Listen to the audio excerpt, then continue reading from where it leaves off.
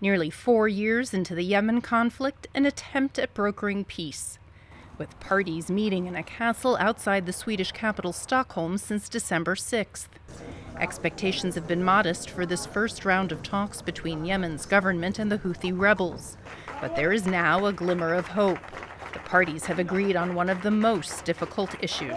We have reached an agreement on Hodeida port and city, which will see a mutual redeployment of forces from the port and the city and the establishment of a governorate-wide ceasefire.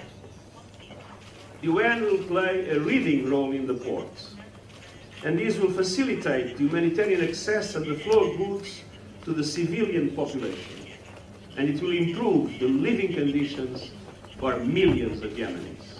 Heavily populated Hodeida has been under rebel control for the past 2 years, and the Saudi-led coalition has periodically blockaded it. Hodeida is a critical lifeline for the poverty-stricken country, which imports more than 70% of its food, fuel, and medical supplies. Guterres said efforts to reach agreements on reopening 2 key airports and economic measures to revive the collapsed economy fell short, but could still happen in the coming days as discussions continue behind the scenes. An agreement was also reached to exchange 15,000 prisoners from both sides by January 20th. Assistant UN Secretary General for Human Rights Andrew Gilmore, who recently traveled to Yemen, told VOA that detention conditions there are unspeakable.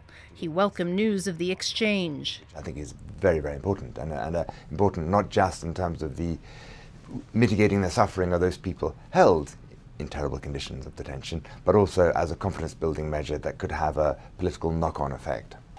The fighting between the Saudi-backed government of exiled President Abdurabu Mansour Hadi and the Iranian-aligned Houthi rebels has devastated Yemen's economy and left more than 12 million people on the brink of famine. The UN has asked donors for $4 billion next year to help alleviate the suffering. Humanitarians classify levels of food insecurity, and the bulk of the country is considered an emergency 4-phase crisis. But UN humanitarian chief Mark Lowcock says there are now 250,000 people at the worst level, phase 5. We have never before documented people in phase 5 in the food crisis in Yemen. And those people are concentrated overwhelmingly in 4 districts, Taiz, Sadr, Hajjah and Hodeida, which are all districts where the conflict is raging quite intensely. On Friday, the UN Security Council will meet to discuss a resolution backing the agreements made in Sweden. The United Nations plans to convene a second round of intra-Yemeni talks early next year in an effort to keep the momentum for peace alive. Margaret Besheer, VOA News, the United Nations.